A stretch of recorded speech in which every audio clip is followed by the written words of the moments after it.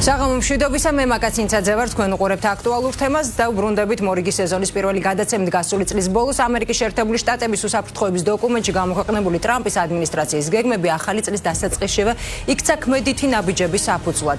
ტრამპი იმუქრება საერთაშორისო სამართალზე მნიშვნელოვნად საკუთარ მორალს მიიჩნევს და ტარიფებს უწესებს ყველას, ვინც გრენლანდიასთან დაკავშირებით მის პოზიციას შეეწინააღმდეგება. ვენესუელაში ჩატარებული სამხედრო ოპერაციის შემდეგ არ არის რთული წარმოსადგენი, რის ფასად შეუძლია ამერიკის შეერთებული შტატების 47 პრეზიდენტს საკუთარი პოლიტიკური ინტერესის აღსრულება. ჩვენ გრენლანდიას ნებისმიერ შემთხვევაში მივიღებთ, ამბობს დონალდ ტრამპი, რომელიც საკუთარ სურვილებს იმით ამართლებს, რომ თუ გრენლანდიას ამერიკის შეერთებული შტატები არ დაიკავებს, მას ჩინეთი ან რუსეთი გააკონტროლებს. ევროპა შეშფოთებულია განსაკუთრებით ტარიფების დაწესებით, რადგან ევროკავშირში დარწმუნებულები არიან, რომ ტარიფები ევროპისა და ამერიკის შეერთებული შტატების გაღარიბების და საერთო კეთილდღეობისთვის ძირის გამოთხრის რისკს ქმნის. ემუქრება თუ არა ტრამპი ჩრდილოატლანტიკური ალიანსის გარანტიების საიმედოობას და რას აპირებს ევროპა. პარალელურად დაძაბული ვითარება ირანში, სადაც საპროტესტო აქციები არ წყდება, ომი გრძელდება უკრაინაშიც. ტრამპის ინიციატივით წამოწყებული სამშვიდობო მოლაპარაკებები ამ შემთხვევაშიც ვერ მივიდა სასურველ დასასრულამდე. მაშინ როცა მსოფლიო ახალი წესრიგი ჯერ კიდევ ბუნდოვანია და დაპირებული მშვიდობის ნაცვლად ომის რისკები იზრდება, რა გამოწვევები აქვს საქართველოს, როგორი უნდა იყოს ჩვენი სტრატეგია და სამშვიდობო პოლიტიკა. ამ თემებზე ექსპერტებთან ვისაუბრებთ. სტუდიის სტუმრები არიან რამაზ საყვარელიძე, ამირან სალუქვაძე, მამუკა არაშიძე და ირაკლი გოგავა. ბატონებო, მოგესალმებით.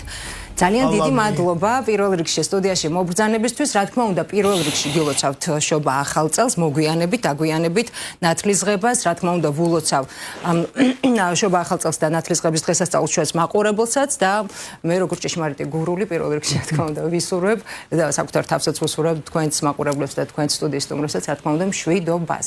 და 2026 წელთან დაკავშირებით უნდა ითქვას, რომ ეს იყო ერთგვარი მნიშვნელოვანი მოლოდინი, რომ 2026 წელი მართლაც იქნებოდა მსოფლიო მასშტაბით მშვიდობის დამყარების წელი და უნდა გავიხსენოთ აქვე აუცილებლად მაგალითად ტრამპის პრეტენზია ერთგვარი ნობელის პრემიასთან დაკავშირებით. მარია მაჩადომა, რომელმაც გადასცა შემდეგ ნობელის პრემია მშვიდობის დარგში ტრამპს და რას ვხედავთ დღეს, როგორ დაიწყო წელი. ამერიკის შეერთებული შტატები მიიჩნევს, რომ მათი ძალაუფლება საერთაშორისო სამართალზე მნიშვნელოვანია. ვაშინგტონის მკაფიო რწმენაა, რომ მრავალმხრივი გადაწყვეტილებები უმნიშვნელოა ჩამონათვალი არის იმისთვის, რომ რაიმე არ გამომრჩეს. არიან ისეთები, ვინც მიიჩნევენ, რომ კანონის ძალა ძალაუფლების კანონით უნდა შეიცვალოს. ასევე გაეროს პრინციპები, მათ შორის წევრი სახელმწიფოების თანასწორობა საფრთხის ქვეშ არის. ორგანიზაცია საჭიროებს რეფორმას, რათა გაუმკლავდეს დრამატულ პრობლემებსა და გამოწვევებს, რომელთა წინაშეც გაერო 193 წევრი სახელმწიფო დგას. გაეროს უშიშროების საბჭო, რომელიც შექმნილი არის საერთაშორისო მშვიდობისა და უსაფრთხოების შესანარჩუნებლად, აღარ წარმოადგენს მსოფლიოს და არის არაეფექტური. ბატონო ირაკლი, თქვენგან დავიწყებ. აი ასე დაიწყო 2026 წელი, არის ასეთი ვითარება მსოფლიოში და ამას რა თქმა უნდა მე არ ვამბობ, ამას ამბობს ამ შემთხვევაში გაეროს მდივანი ანტონიო გუტერეში. რას ფიქრობ, გუტერეში ამ შემთხვევაში ცდილობს დაამძიმოს ვითარება და უფრო მძიმე ფერებში დახატოს, შედარებით შემსუბუქებას ცდილობს თუ კიდევ უფრო მძიმედ არის ვითარება თუ კი რეალობას გადავხედავთ მსოფლიო მასშტაბით. მოგესალმებით მაკა, მივესალმებით ტელემაყურებელს, მივესალმებით პატუცემულ სტუმრებს. და ახალ წელს. ნუ ყველა სულოცავ რა თქმა უნდა ახალ წელს, კალანდას. რახან გურულთან ვარ სტუმრად. გუტიერეში ახალს არაფერს არ ამბობს, ეს სამწუხაროდ საქართველებმა უკვე დიდი ხანია ვიცით, 35 წელია რომ გაერო არ არის ეფექტური ორგანიზაცია. ჩაფიქრებული იყო როგორც ქმედითი მექანიზმი, მაგრამ ის მხოლოდ ასრულებდა ბიპოლარულ სამყაროში დამაბალანსებელი ორგანიზაციის შეიძლება ითქვას იზოლატორის როლს. მაგრამ დაიშალა ბიპოლარული სამყარო, ჰეგემონია შეერთებული შტატების ასევე დასრულებულია და ცენტრიდანული აჩქარება არის დაწყებული ბევრი ისეთ ორგანიზაციაში, მათ შორის გაეროში, სადაც ტრამპი გავიდა გაეროს მთელი რიგი შვილობილი ორგანიზაციებიდან, ევროკავშირში დაწყებულია ცენტრიდანული აჩქარება და სხვადასხვა ეს თავისუფალი ვაჭრობის შეთანხმებები განიცდის სერიოზულ კრიზისს. ანუ ლიბერალური დღის წესრიგი, მათ შორის ეკონომიკურ განზომილებაში სრულდება, პოლიტიკური დღის წესრიგი სრულიად განულებულია. დღეს მიმდინარეობს ახალი წესრიგისკენ სვლა, სამწუხაროდ ეს სვლა არის კონფლიქტებით დახუნძლული და იქნება კონფლიქტებით დახუნძლული. ჩვენი საქართველოს თავი ამოცანაა, რომ ამ კონფლიქტებში რომელიმე ბანაკის მხარეს არ აღმოჩნდეთ, იმიტომ რომ გავილახებით ან ერთი მხრიდან, ან მეორე მხრიდან, როგორც ადრე ყოფილა და როგორც ადრე თავს მოგვახვიეს ეს სცენარი. და ეს ახალი წესრიგი ბატონო ირაკლი როგორ შეიძლება აღმოჩნდეს ზოგადად? არის რამდენიმე მოდელი, რომელზეც საუბრობენ. ერთი ეს არის სამპოლუსიანი მოდელი, მეორე ეს არის 4-პოლუსიანი მოდელი. სავარაუდოდ იქნება 3+1-ის, იმიტომ რომ ინდოეთი, ჩინეთი, შეერთებული შტატები, რუსეთი აი 4 პოლუსზე გადალაგდება. ძირითადად მუშაობს სამუელ ჰანტინგტონის სქემა, სადაც ცივილიზაციებს ის გამოყობს და 8 ცივილიზაციის კერას, მაგრამ ეს რამდენიმე ცივილიზაცია იმდენად დიდი მასშტაბის არ არის, ამიტომ მოსაზღვრე ცივილიზაციების მიერ იქნება. ცივილიზაციას როცა ვამბობ ძალის ცენტრი უნდა ვიგულისხმოთ. მოსაზღვრე ძალის ცენტრები შთანთქავენ მათ, ან დომინაციას გამოხატავენ და იქნება ევრაზიის ახალი გეოპოლიტიკური სტრუქტურა, სადაც დომინანტი ჩინეთის დაბალანსება მოხდება სხვადასხვა დიდი ქვეყნით, მაგალითად რუსეთით, ინდოეთით, თურქეთით, საუდის არაბეთით, ირანით. აი ესეთი ევრაზიის მშენებლობა მიდის ახლა. როგორც ჩანს, იყო სხვათა შორის აი გლობალიზაციაზე როცა ვსაუბრობთ, იყო რამდენიმე მოდელი და მეცნიერები ამაზე დაობდნენ. ერთი იყო ცენტრალიზებული გლობალიზაცია, უნიფიცირებული წესები, მათ შორის ეკონომიკაში, ვაჭრობაში და პოლიტიკაში და მეორე იყო რეგიონალური გლობალიზაცია. აი რეგიონალური გლობალიზაციის ერთგვარი სახე შეიძლება მივიღოთ დაახლოებით 2032-35 წლებში. თუმცა კონტურები უკვე ჩანს. გზას რა თქმა უნდა დაჭირდება გარკვეული პერიოდი. უნდა დაინიშნონ და დანიშნული არიან უკვე ლუზერებიც, მთელი ამ პროცესების, ანუ ყველაზე დიდად წაგებული ძალები, პირველი ეს რა თქმა უნდა ევროკავშირის სტრუქტურა, როგორც ასეთი, რადგან გლობალისტების პირმშოა ის და ხედავთ, რომ სხვადასხვა მხრიდან ხდება ტარანების დაჯახება ამ ევროკავშირის პროექტის მიმართ. შეერთებული შტატები აქ ფლაგმანი რა თქმა უნდა და აღმოსავლეთიდან რუსეთი, რომელიც პირდაპირ ფრონტალურ ბრძოლაშია. მე ყველას ურჩევდი, რომ მოусმინონ ტაკერ კარლსონთან სერგეი კარაგანოვის ინტერვიუ, სადაც ის პირდაპირ ამბობს, რომ ეს უკრაინასთან ომი არ არის რუსეთისთვის, ეს არის ევროპასთან ომი. ევროპამ ისევ თავი წამოყო როგორც აგრესიულმა ძალამ და ჩვენ უნდა დავამორცხოთ ევროპას ეს აგრესიული ფორმა. რითი არის ეს განპირობებული? ახლა დასავლეთში, ამერიკაშიც, ჩინეთშიც, ინდოეთშიც ალბათ ყველგან აანალიზებენ, რომ ის დღევანდელი კეთილდღეობის დონე, რომელიც ევროპას გააჩნია, დასავლეთ ევროპაზე საუბარი რა თქმა უნდა, ძირითადად არ შეესაბამება მათ პოტენციალს, არც ბუნებრივი რესურსების თვალსაზრისით, არც გეოპოლიტიკური, არც დემოგრაფიული არც სამხედრო. ხო. და არც სამხედრო კი ბატონო, ვეთანხმები ბატონ რამას. ამიტომ მოხდება ევროკავშირის პროექტის, ასე ვთქვათ, დეგრადაცია. ტრამპის ახალი დოქტრინა ეროვნული უსაფრთხოების, ამერიკის ეროვნული უსაფრთხოების დოქტრინა პირდაპირ პრინციპში გულისხმობს ევროკავშირის პროექტის დასრულებას და შემდეგ იქ მოხდება, ორმხრივი ურთიერთობების გაბმა ევროპის დიდ ქვეყნებთან, გერმანია, საფრანგეთი, იტალია და ასე შემდეგ. ვინაიდან დაიწყო ევროკავშირის დეზინტეგრაციული პროცესი, ამას ეკონომიკური ინდიკატორებიც ახლავს, თანაც ჩვენ შეგვიძლია პრინციპში ვთქვათ, ხო, მაგალითად, ახალი ავტომობილების გაყიდვა 15 მილიონიდან ჩამოვიდა 9 მილიონზე. ყოველ წელს 300 მილიარდი ევრო ტოვებს საინვესტიციო კერძო კაპიტალი ევროკავშირის ბაზარს, გადადის შეერთებულ შტატებში, ჩინეთში და სხვა ქვეყნებში. ეს ინდიკატორები მოწმობს იმას, რომ ეს შეუქცევადი პროცესია.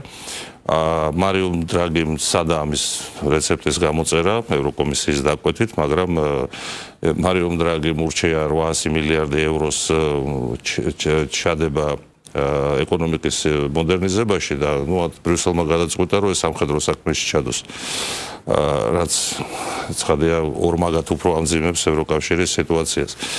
კარგ გამოსავალს სუქცვანგშია ევროკავშირის პროექტი, კარგი გამოსავალი უკვე აღარ აქვს. შესაბამისად, ეხლა უკვე დაიწყო ქაოტურად ძებნა გამოსავალს. ირაკლი, ევროპარლამენტმა მიიღო გადაწყვეტილება, სულ ცოტა ხნის წინ გახდა ცნობილი, შეაჩეროს ევროკავშირსა და ამერიკის შეერთებულ შტატებს შორის საბჭოთა შეთანხმების რატიფიცირების პროცესი. აი ეს რას გეუბნებათ? ეს არის უკვე მომხდარ ფაქტზე რეაგირება, ეს ტრამპმა უკვე დაუწესა ტარიფები თუ ისინი არ დაეთანხმებიან გრენლანდიის ასე ვთქვათ გადაცემას მიყიდვას ამერიკისთვის 10%-იანი ტარიფი უკვე შემოიღო და 25%-იანი შემოიღეს 1 ივნისისთვის, ხო? ამაზე პასუხია და ხა თუ შეეძლოთ მიიღოთ, შეეძლოთ არ მიიღოთ, არაფერი არ შეიცვალა, ტრამპი მაინც უწესებს მაგათ ტარიფებს. ტარიფები რას ნიშნავს?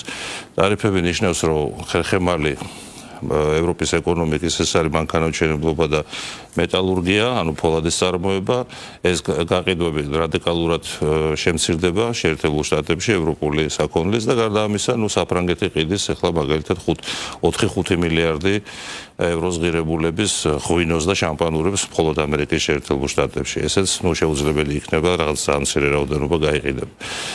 ანუ ამ შემთხვევაში 100%-იან ტარიფზე არის უკვე საუბარი. უკვე პროცენტებს აიქ როგორ არის 20% ზემოთ თუ გინდა 500 იყოს, თუ გინდა 1000% აზრი აღარ აქვს, იმიტომ რომ ეს კონკურენტუნარიანობა აღარ იქნება ამერიკის ბაზარზე. მას ჩაანაცვლებს სხვა მათ შორის ქართული ღვინო ჩაანაცვლებს, იმიტომ რომ ჩვენ 10%-იანი საბაზო ტარიფი გვაქვს. სხვათა შორის ეს შესაძლებლობები ჩნდება. ფლატხუმრობა არ არის. არ არის ფლატხუმრობა, რა თქმა უნდა. ჩვენ სხვათა შორის მე-16 ადგილზე ვართ სოფლიოში საქართველოს ღვინის სოფლიო ბაზარზე, კი მცირე ნაწილი გვაქვს, მაგრამ მზარდია ეს პოტენციალი. თუ სადმე შეგამოჩნდება, რა თქმა უნდა დავიკავოთ. რომ შევაჯამო ახლა ეს ჩემი მცირე მონოლოგი ევროპის ჩამოლაბორანტება ევროკავშირის გადაწყვეტილია, ისინი ვეღარ შეინარჩუნებენ, მათთვის შანსი იყო თუ რუსეთს მართლა დაამარცხებდნენ, რუსეთის რესურსებით კიდე გაეგრძელებიათ ეს თავისი კეთილდღეობის ეპოქა, რომელიც გრძელდება უკვე რენესანსიდან დაწყებული, ხო, 14 საუკუნიდან დაწყებული. მაგრამ როგორც ჩანს ეს შეუძლებელი არის შესაბამისად ევროკავშირიდან ჩვენი პრობლემა ახლა ჩვენი გადასახედიდანაც უნდა ვთქვა რომ იქ 400,000-მდე ქართველია ევროკავშირში მუშაობენ აქ ოჯახებს ინახავენ ნელა ჩვენ უნდა გავაკეთოთ ისე რომ ეს ხალხი როცა დაიწყებს დაბრუნებას ევროპაში ეკონომიკური პირობების გაუარესების ფონზე აქ უნდა დახვდეს ნორმალური ინფრასტრუქტურა, ღირსეული სამუშაო ადგილები, ღირსეული ანაზღაურებით. ამაზე დღეს ვიასაფიქრել, იმიტომ რომ ეს პროცესი 100 წლის შემდეგ კი არა უკვე მომავალ წელს და შემდეგ წლებში გველოდება. კი ბატონო.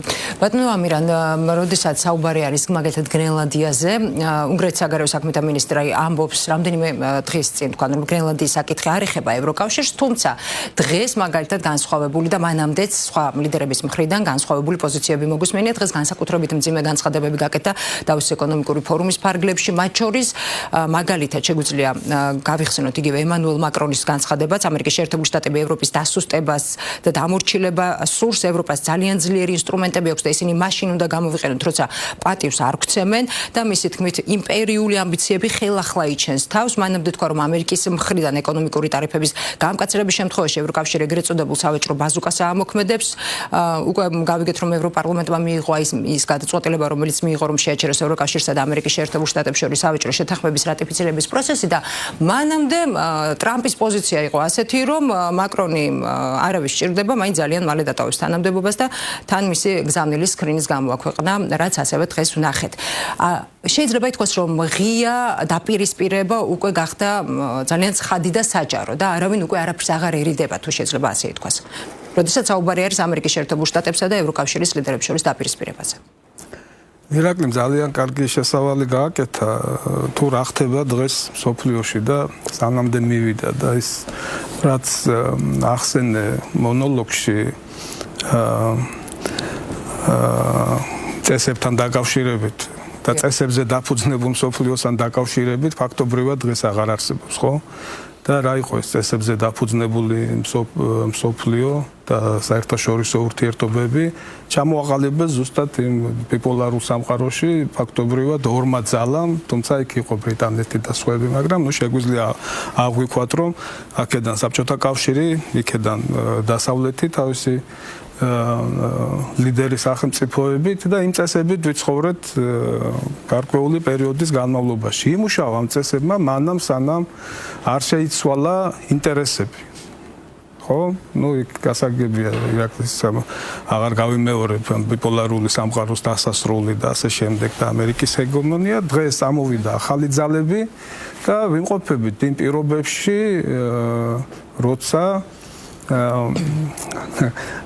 ახალი წესების შემუშავებაზე საუბრობენ, ეს ახალი წესები არასდროს არ შემუშავებულა იმ ცივილური ფორმით, რასაც დაждდომა და მოლაპარაკებები ქრია, ხო, მაგრამ ვინ უნდა შეიმუშაოს? ხო, და მაგასია საქმე, რომ დღეს არ გამოდის, თუნდაც ჩვენ ახლა რომ ვისაუბროთ ევროპასა და ევროკავშირსა და ამერიკაზე, ხო? არ გამოდის დღეს მათი ინტერესებიდან, განსხვავებული ინტერესებიდან გამომდინარე, რომ დაასხდნენ და თუნდაც ერთმანეთში მოწყო. აღარა საუბარი იმაზე, რომ სხვა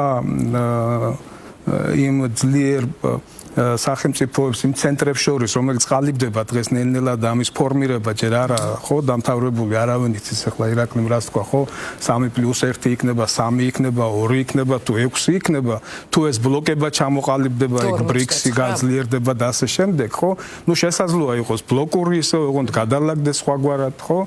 აი ეს ამის მოთელვა მიდის და დღეს უკვე მოთელვა აღარა სხვათა შორის გამახსენდა ჩემ 2019 წელს დავწერე, რომ მოთელვა მიდის. გადათელვა ხო, ანუ მოთელვა დავწერე სოციალში 2019-ში, მაშინ ჯერ კიდევ ომიც არ იყო დაწყებული, ომი როგორ არ იყო დაწყებული, მაგრამ ეს ახალი ომი 4 წლიანი, რომელიც მიმდინარეობს და ის პროცესები, რაც დღეს არის, ხო, და რა მაძლევდა მაშინაც ამის შეფასების საფუძველს. ზუსტად ის იწყებოდა ტრამპის პირველი ვადის პერიოდია და მაშინაც კეთდებოდა განცხადებები, რომ ამერიკა უნდა დაბრუნებოდა მონროს დოქტრინას, იყო ეს განცხადებები მაშინ ტრამპის მხრიდან, როგორც კი დაიწყო წინასაარჩევნო კამპანია, ეს ახლიდან წამოწია ეს თემა და დღეს ხედავთ იმას, რომ მინიმუმს იღებს ამერიკა, რომ ჩემს ნახევარსფეროში ვარ მე. და იქ არავის არ განიხილავს უბრალოდ, ხო? ჩვენ ხომ ნახეთ რა განცხადებები გააკეთა კონტინენტის ქვეყნებთან მიმართებით, რომ იქ რუსეთი და ჩინეთი არ უნდა იყვნენ. და განსაკუთრებული აქცენტი აქვს ჩინეთზე, იმიტომ რომ ჩინეთის ეკონომიკური ექსპანსია ამერიკის კონტინენტზე იყო საკმაოდ ძლიერი და ჯერჯერობით კიდევ ჩინეთი საკმაოდ ძლიერად არის. და დღეს უკვე ისეთ სტადიაში გადავიდა, ტრამპსაც აღარ აქვს ბევრი დრო თავისი პროგრამის განსახორციელებლად და ჩვენ არ უნდა ვისაუბროთ მხოლოდ ტრამპზე.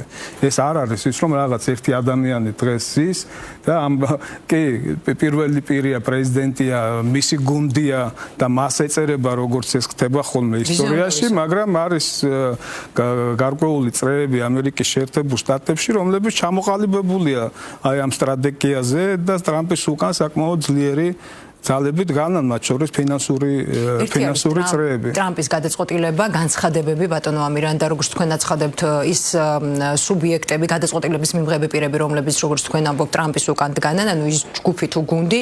მეორე არის ევროკავშირის ლიდერების პოზიციები და გადაწყვეტილებები და ის განცხადებები, რომელიც მაგალითად დღესაც არაერთი მოვისმინეთ, ხომ? ბელგიის პრემიერ-მინისტრი ამ დრომდე ვცდილობდით ტრამპისთვის გვესი ამოვნებინა ლმობიერები ვიყავით, მაგრამ იმდენი წითელი ხაზი გადაიკვეთა, არჩევანის გაკეთება გვიწევს თავმოყარეობის შესანარჩუნებლად. ჩვენ ძალიან ლმობიერი ვიყავით იმ იმედით, რომ უკრაინის ომში მის მხარდაჭერას მივიღებდით. ერთია ბედნიერი ვასალი იყო, სულ სხვა იყო უბედური მონა. აი რას ნიშნავს აი ამ ტიპის განცხადებები, საინტერესოა. ან როგორ ძალიან ბევრი შეკითხვა გააჩინა აი ამ განცხადებამ, რომ რას ნიშნავს იყო ერთის მხრივ ბედნიერი ვასალი, მეორეს მხრივ უბედური მონა. შეიძლება ითქვას, რომ ბაიდენის პრეზიდენტობის პირობებში ევროკავშირის ლიდერები და ევროკავშირის ქვეყნები იყვნენ ბედნიერი ვასალები და ახლა მათ ტრამპი უპირებს, ასე ვთქვათ, უბედური მონა გახადოს თუ როგორ ხდება. ან რას ნიშნავს, როდესაც უკრაინაზეა საუბარი, რომ მათ ჰქონდათ უკრაინაში მიმდინარე ომთან დაკავშირებით ტრამპის მხარდაჭერის იმედი.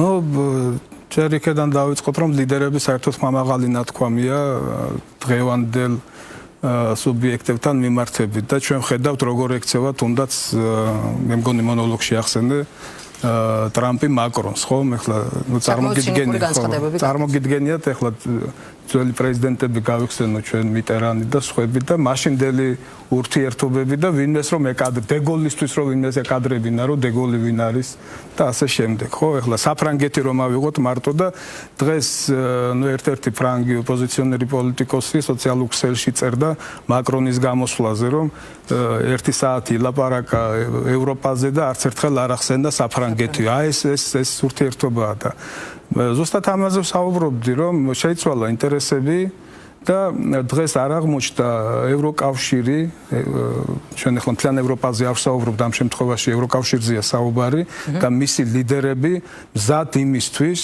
რომ ამერიკასთან დამსხარიყვნენ როგორც პარტნიორები და ეს ინტერესები შეეჯერებინათ. აი როგორც სახელმწიფოთა შორის ხდება, ხო რა არის, აი როცა ვსაუბრობთ სტრატეგიული ურთიერთობები, ხო სახელმწიფოებს შორის და ამ სტრატეგიული ურთიერთობებშიც არის სხვაობა, არის უფრო ქვედა დონე, ხო ურთიერთობების და როგორ ყალიბდება? ეს ყალიბდება ინტერესების შეჯერებით. ის რომ ამერიკას სხვა ინტერესები უყალიბდება, ის რომ სხვა ცენტრები იქ ხდება და ეს ჰეგემონია რაც იყო მთელი ათეული წლების განმავლობაში ამერიკის აღარ მოქმედებს. ეს ხო დასანახია დროულად და ეს იყო დროულად შესაძლებელი. და როცა ვერ ხდება ამ პოზიციების შეჯერება, ვინ ძლიერია ის აყალიბებს შემდეგ თავის წესებს. დღეს აი ესე ხდება. ამ შემთხვევაში როგორ ფიქრობთ, ვინ ჩამოაყალიბებს თავის წესებს?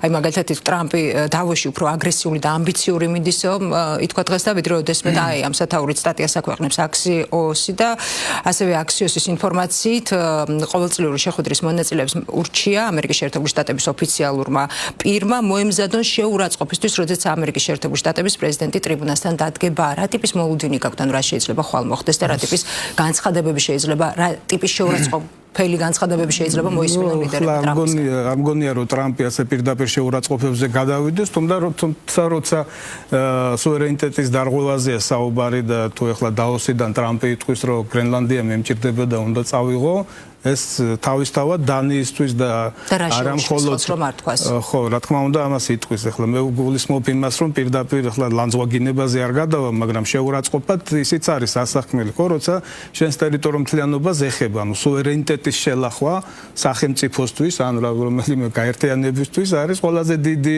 შეურაცხყოფა, ხო? ეს ხო არ არის ახლა ადამიანებს შორის რომ ერთმა მეორეს დედაში აგინოს, ამაზე მეტი რაღა უნდა გიყონ, რომ ტერიტორიას ესე უპარდონოდ პირდაპირ გართმევენ და ეს იქნება მოსალოდნელი, რა თქმა უნდა, მწვავე განცხადებებს გააკეთებს და აქედან სამწუხაროდ საპასუხო სერიოზული არაფერი არ აქვს. ისიც მინდა ახლა თქვენი ეთერით გამოვიყენოთ და გავახსენოთ, რომ ახლა ჩვენ მონროს დოქტრინაზე და დანარჩენზე რაც მთელი ამ 2 საუკუნის განმავლობაში როგორ ვითარდებოდა და ციკლურად რატომ ხდება ეს, რატომ მივიდა ამერიკა, ისევ რატომ დაუბრუნდა, ნუ ზაზამ პრინციპში ისაუბრა გარკვეულწილად ამ თემაზე, მაგრამ ისტორიის გარკვეულ მონაკვეთებს შევახსენებ. ახალი არაფერი ხდება. ხო, ანუ წაუღია ტერიტორიები ასე საუკუნის წინ, 2 საუკუნის წინ, იგივე დანიისგან იყიდა ვირჯინიის კუნძულები.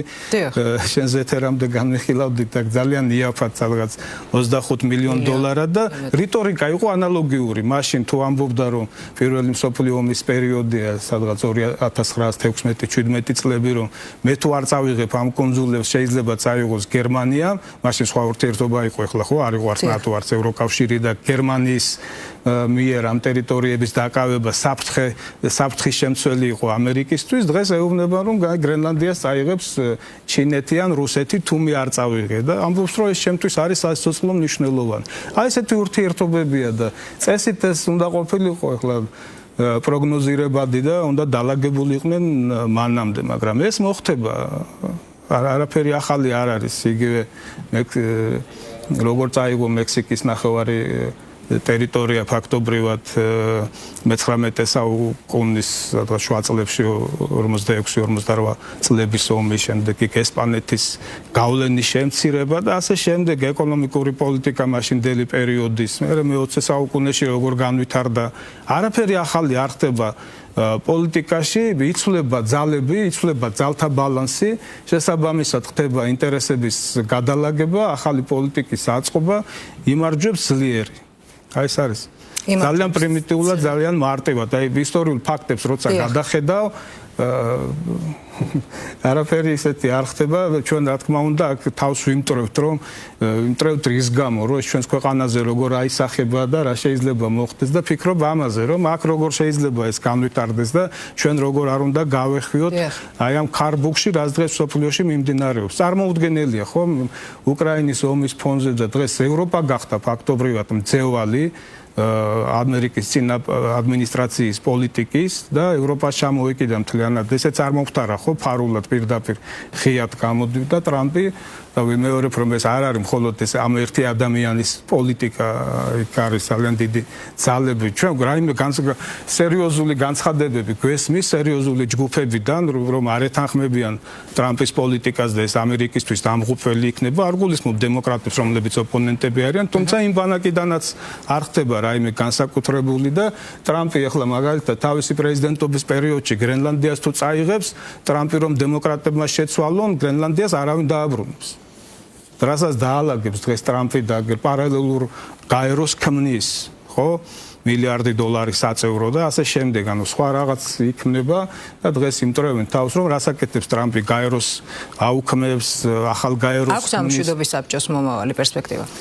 ჯერ ახლა მომავალი შორეულ პერსპექტივაზე რთულია საუბარი იმიტომ რომ რა თქმა უნდა მშვიდობის საბჭო არ იქნება ის საბოლოო რას ჩამოყალიბდება ხო იმიტომ რომ ახლა ერთი ადამიანი იჯდეს ნებისმიერი ქვეყნის თუნდაც მსოფლიოში ყველაზე ძლიერი ქვეყნის პრეზიდენტი და ამბობდეს რომ აი ახლა მე გადავწყვეტ რაღაც 200-ეული ქვეყნიდან ვინ შემოვა აქ ხო და დანარჩენებს თუ გნებავთ აი მილიარდს ხვალ გეტყვის 5 მილიარდი იქნება საწევრო ხო ეხლა ჩვენნაირი ქვეყნისთვის მაგალითად მილიარდი დოლარი საკმაოდ ლარში რომ გადაიყვან საკმაოდ დიდი ნაწილია ბიუჯეტის ხო ეხლა ნუ იმისთვის რომ გაწევრიანდეს სადღაც როგორ გადაიხდი და არიან ჩვენზე უფრო ღარიბი ქვეყნები კიდევ ხო ანუ სხვა სამყარო ყალიბდება და გაცილებით ველური წესებით ვიდრე ეს მოხდა მეორე მსოფლიო ომის შემდეგ გაცილებით ეხლა ყველა საგუკითხავს ხო მემუარები და როგორი საუბრები იყო მაშინდელ ლიდერებს შორის და დიპლომატია იყო მიუხედავად იმისა რომ დღევანდელ ომზე გაცილებით სისხლისღვრელი ომი იყო ათეულობით მილიონი ადამიანი დაიღუპა აღარა საუბარით აჭრილებზე და გრევაზე და ასე შემდეგ აი ამ ახალი წესრიგის შექმნაში დიპლომატია იყო პირველ ნაბიჯზე და დღეს როცა გეუბნებიან რომ საერთაშორისო ნორმები მე არ მადარდებს ფაქტობრივად გეუბნება რომ დიპლომატია არ მადარდებს საერთაშორისო ნორმებზე წინ დგას კონკრეტული გამოდის უფრო ქუჩური წესები და ინტერესები ზუსტად ბატონო მამუკა რა პერსპექტივა აქვს აი იმ შემთხვევაში თუ ტრამპის ცეული სცენარით განვითარდა მოვლენები საინტერესო არის აი რა შედეგს მიიღებს მსოფლიო და რა რეალობის წინაშე აღმოჩნდებით ან თქვათ რამდენად არის მოსალოდნელი ამ გადასახედიდან როგორ ხედავთ რომ ტრამპმა გრენლანდიასთან დაკავშირებით უკან დაიხიოს ან თუ არ დაიხია ასეთ შემთხვევაში რას მივიღებთ და ნატო და ევროკავშირი რა შეიძლება მოხდეს რა შეეხება გრენლანდიის ამბავს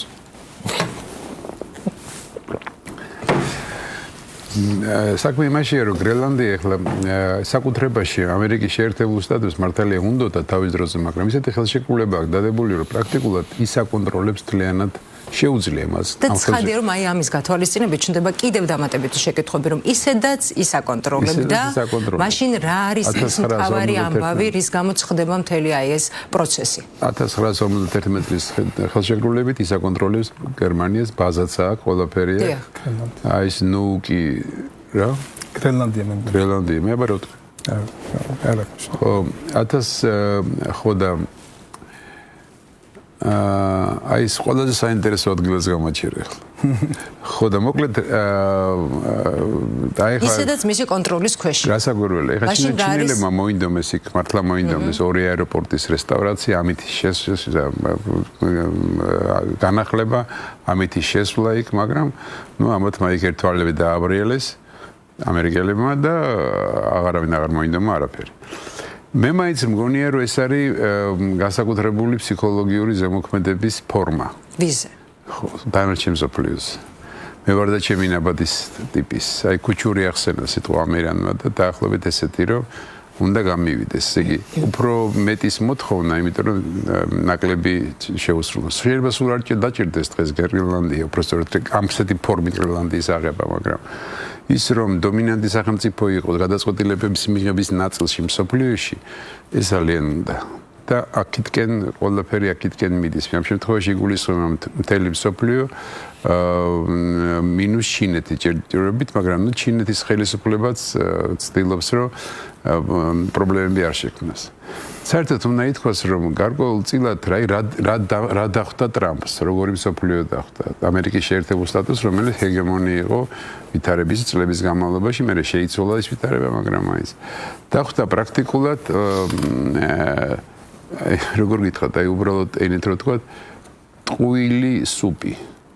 ესე იგი, ბავშვს რო აჭმევ ხოლმე. ესე იგი, რასაც იყო ლაბარაკი, რაც მემკვიდრეობა ერგო ამერიკას მეორე მსოფლიოს და პირველი მსოფლიო ომის შემდეგ, ის არ იყო იმ ფორმით, როგორიც იყო ნათქვამი, რომ აი ამ სკივრში არის მემკვიდრეობა ამ ჩვენი სახელმწიფოს. ბევრ რამეში იყო ესე იგი, ევროპა ჩამოკიდებული იყო ამერიკის შეერთებულ შტატებზე სამხედრო თვალსაზრისით და პოლიტიკური თვალსაზრისით. როგორც უძუნწოვარი გოჭი, ისე იყო ჩამოკიდებული მთელი ევროპული ქვეყნები, მიუხედავად იმისა, რომ თავის შესაძლებლობები ჰქონდათ რესურსები, მაგრამ რესურსები გაქონდათ აი კეთილდღეობა ახსენენ ამ კეთილდღეობის კეთების საქმეში. მართლების იყვნენ თავისებურად. მაგრამ ნუ ძალიან ნაწყენია ტრამპი გერმანიაზე და ეხლანდელ გერმანიაზე კი არა საერთოდ გერმანიაზე, იმიტომ რომ თulis რომ ამერიკის შეერთებულმა შტატებმა შეძლო გერმანიის ესე ვთქვათ შენარჩუნება იმ ნაწილის, რომელიც ესე თulis ტრამპი თვითონ. ყოფილა ამაზე საუბარი, შენარჩუნება შეძლო გადაერჩინა სტალინისაგან და გერმანიამ დაუფასა იმით, რომ წლების განმავლობაში ქმნიდა თავის ეკონომიკას რუსეთთან ჩახუტების ხარჯზე და ასე შემდეგ, როგორც ხდება ხოლმე. ევროპის განსაკუთრებული მინუსი მდგომარეობს იმაში, რომ რესურსი აღარ აქვს, ბუნებრივი რესურსები. ნუ შეიძლება იქ ქვანახშირია რა, დარჩენილი ცოტა. დანარჩენი პრინციპში აღარ არის. აი ნორვეგიას თუ არ ჩავთვლით, რომელსაც ჯერ კიდე აქვს ეს რესურსი ენერგეტიკული. და გამოდის რომ პრაქტიკულად ესე იგი აი ხა რაც ილაპარაკეს აქ ჩვენ ჩემმა კოლეგებმა აბსოლუტურად სწორია ეს ამბავი და აი ესეთი დახვდა ანუ პარტნიორი კი არ იყო თქვა სრული ევროპა არამედ ევროპა ექცეოდა ამერიკის შეერთებულ შტატებს ეს ტრამპის გაგებით არის როგორც მეწველს როხას და აი ამის ეხლა უნდა ერთი განცხადება მოგვისმენთ. ხო, ამის შესვლა უნდა. ტრამპის მხრიდან, მაგრამ როდესაც იგივე გრენლანდიის ნაწილზე არის საუბარი და ტარიფების ნაწილზე არის საუბარი და აქეთ მეორე მხრიდან ევროკავშირის ლიდერი მაკრონის განცხადება რომ გავიხსენოთ რომ სავაჭრო ბაზუკას ეგრეთ წოდებულ სავაჭრო ბაზუკას ამოქმედებს ასეთ შემთხვევაში ევროკავშირი. როდესაც ამბობთ რომ რესურსი არ აქვს ევროკავშირს დარჩენილი, ასეთ პირობებში რამდენად აქვს იმის უნარი მაშინ რომ ტრამპის მოთხოვნა დანარჩენი რესურსი როგორ არა? დანარჩენი რესურსიც ფინანსური მაგალითად. ფინანსური და გამოცდილებითი რესურსია გუზარმაზარი მართვის. კი ბატონო, აი ამ პირობებში მაინტერესებს თქვენი აზრი, რამდენად აქვს იმის შესაძლებლობა და რესურსიც ევროკავშირს რომ გაუწიოს ბოლომდე წინააღმდეგობა ტრამპის სურვილებს. რესურსი რასაკვირველია აქვს, შეუძლია გაუწიოს, მაგრამ ეს პოლიტიკური ელიტა, რომელიც ევროპაშია დღეს ვერ გაუწევს ვერაფერ წინააღმდეგობას ტრამპს. ამ პოლიტიკური ელიტის ორი წარმომადგენელი არის ამერიკული სერიოზული საფინანსო სტრუქტურების სკოლა გავლილი. და იქაური დირექტორთა საბჭოს წევრები, მერცი და მაკრონი. ბრიტანეთი არ ითვლება. ხო, ბრიტანეთი ეს არის პრაქტიკულად შუალედური რგოლია და საჭირო რგოლია ძალიან ავი ევროპასა და ამერიკის შეერთებულ. დანარჩენები ხო პრინციპში რო გითხრათ რომელიმე ესეთი პოლიტიკური ფიგურა რომელსაც შეუძლია განსაკუთრებული ამინდი შექმნას ესე არ არის. გულისხმობ აი მუქარის რეალიზაციის თვალსაზრისით. ასე რომ კიდე ერთხელ მინდა დაუბრუნდე. ისიც აღსანიშნავი ალბათ რომ მაგალითად უნგრეთს განსხვავებული პოზიცია აქვს და არ არის ერთიანი მიდგომა იგივე ტრამპის პოზიციასთან და ამერიკის ვთქვათ პოზიციონირებასთან დაკავშირებით. რასაკვირველია, მაგრამ უნგრეთის რესურსი არის ეს პოზიცია. სხვა არაფერი განსაკუთრებული რესურსი უნგრეთს არ აქვს, ტრამპის თვალში მოვა. მისთვის ძალიან დიდი მნიშვნელობაა, რომ კონკრეტული პოლიტიკური ძალის უკან სერიოზული ფინანსური და საწარმოო გავლენები არსებობდეს. უნგრეთის შემთხვევაში ესე არ არის. მოკლედ ასია თუ ისეა, იცით როგორ არის, მე ამ შემთხვევაში არ მინდა მარტო ევროპით შემოვიფარგლო, იმიტომ რომ ეს ევროპის ფაქტორზე ბევრი ვისაუბრეთ. მაგრამ აქ არის სხვა ძალიან მნიშვნელოვანი ფაქტორი, რაც დახვდა ტრამპს, აი რაც დაუშვა ამერიკის წინა ხელისუფლებამ ტრამპის მოსაზრებით. მე სადაც ვლაპარაკობ, უახლოეს ტრამპის მოსაზრებით. ეს არის ის, რომ საშუალება მისცა ჩინეთს დაუფლებოდა მსოფლიოს იშვიათი წიაღისეულის რესურსის 70%-ს, თან მათ შორის ამერიკის კონტინენტიც. როდესაც ეს პანამასთან დაკავშირებული ომი იყო, ნიკარაგუასთან დაკავშირებული ეს ვენესუელასთან, აქ მარტო ეს არ იგულისხმება, რაც ზედაპირზედებს. აქ არის ისიც, რომ თავის დროზე ჩილის, პერუს და ზოგიერთი სხვა ქვეყნის მთავრობებმა და არგენტინის მათ შორის დაუშვა ის, რომ ჩინეთმა მოხაზა ის თავისი წიაღისეული. მოკლედ მომავალში ეს ჩინეთის არის წიაღისეული. და ეს ძალიან დიდი მნიშვნელოვანია, იმიტომ რომ მაღალი ტექნოლოგიის განვითარებისთვის საჭირო ნივთიერებები დღეს დიდ ნაწილად პერსპექტივაშიც დიდ ნაწილად ჩინეთის ხელში. აი ეს იყო მისთვის განსაკუთრებული და აი ამერიკული ხვალინდელი დღისთვის ძალიან მძიმე დარტყმა. და ბევრი სხვა ამდაგვარი საკითხი. ამიტომ ესე იგი პრაქტიკულად ეხლა გრენლანდიაზე რო ვლაპარაკობთ ამდენს გაუთავებლად. ნედა იცოდენ გრენლანდიელებმა როგორ კინო გადავიღეთ ბოლოს და ბოლოს არა გრენლანდიის შეტანა გამოტანა. ხო და აქ ლაპარაკი არის დაახლოებით ამ პრინციპით არის რომ რძალო შენგეულები მუნდულ შენ გაიგონე დანარჩენ მსოფლიოსთვის არის ბრძოლა. გრენლანდია მაგალითია ამისა. ეს არის სულ და მე სულ მეშინია რომ ერთჩვენით ეს უბრალოდ მიხარია კი არ მეშინია რომ კავკასიაზე არ არის ეს ასეთი აქცენტი გაკეთებული. შემოვიფარგლეთ ამ ტრამპის გზით ზანგეზურის დერეფნით ჯერჯერობით და ღმერთმა ესე იგი ასე ვთქვათ აი ეს ამ სტადიაში დაგტოვოს მე გულისხმობ იმას რომ არ ვიყოთ ეპიცენტრში ამ მოვლენების განვითარების რთული მოვლენების განვითარების მე ვთვლი რომ სამწუხაროდ მე ჩემი პროგნოზი არ არის ესეთი სასიხარულო მე ვთვლი რომ უახლოეს მომავალში დადგება ამის რიგიც მოვა ძალიან სერიოზულ ფორმით მოხდება ეს ამ ყველაფრის გარჩევა ეხლა მე აქ ომსა და სროლას არ გულისხმობ გვეყოფა რაც იყო მაგრამ ყოველ შემთხვევაში ის რომ ამ ბრძოლა წავა სერიოზული ბრძოლა უკვე მიმდინარეობს იმისთვის რომ გაკონტროლდეს როგორც სავაჭრო გზები ისე ქვეყნები ისე ქვეყანათა ჯგუფები ეს ჩანს უკვე რა ეხლა მაგალითად ამერიკის შეერთებულმა შტატებმა გადადგათ საკმაოდ ისეთი უსიამოვნო ნაბიჯი ტრადიციული ნაბიჯია სხვადასხვა სხვილი ქვეყნებიდან ისევ მიატოვეს ქურთები პრაქტიკულად დღეს აი სირიის პირობებში ისე ვითარდება მოვლენების განვითარება ისე ხდება რომ ძველამებს გვაგონებს როგორც ყოველთვის გამოიყენებენ მაგრამ ძალთა გადალაგების პროცესი აი თურქეთის გარშემო ძალიან აქტიურად მიმდინარეობს. ძალგე ბრიტანელების პროექტი, რომელიცაც ქვია ეს დიდი ტურანის პროექტი, ძალგე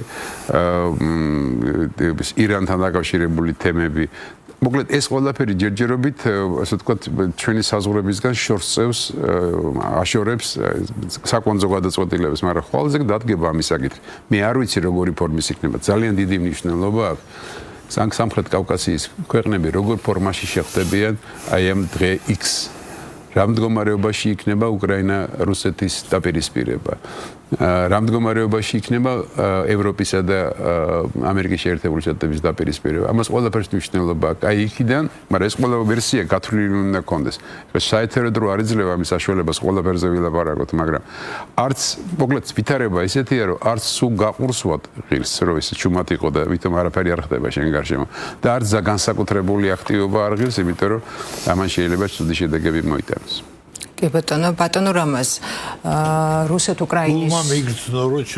რუსეთ-უკრაინის ომის ვახსენეთ და უნდა გავიხსენოთ აქვე აუცილებლად ვოლოდიმირ ზელენსკის დღევანდელი განცხადება რომ დავოში დონალდ ტრამპს იმ შემთხვევაში შეხვდება თუ მოლაპარაკებები კონკრეტულ შედეგს მოიტანს და შეთანხმების შესახებ დოკუმენტი მზად იქნება და ამავდროულად არის შეშფოთებული რომ ევროპელი ლიდერების ყურადღება უკრაინიდან გადავიდა გრენლანდიაზე რა პერსპექტივა აქვს ამ ომის დასრულებას იმ პირობებში, როდესაც მართლაც მსოფლიო ყურადღების ცენტრში ამ ეტაპზე რასაც ვხედავთ ყოველ შემთხვევაში არის გრენლანდია, ტრამპის პოზიციონირება გრენლანდიასთან მიმართებაში.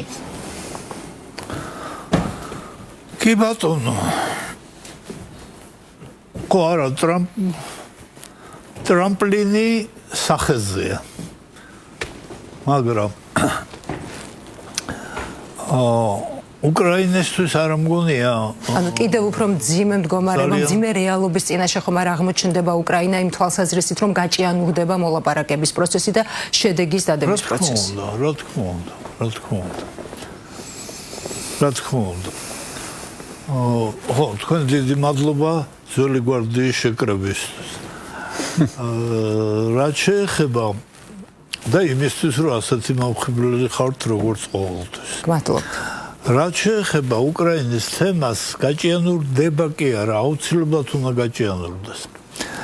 ეხლა ჩვენ ჯერ კიდევ ვენსის ცნობილი გამოსვლის შემდეგ, სადაც მან ევროპას ფაქტიურად ფეხი დააბიჯა, მე ტრამპმა დააბიჯა და ეხლა გრძელდება ეს ამერიკის ანტიევროპული პოლიტიკა.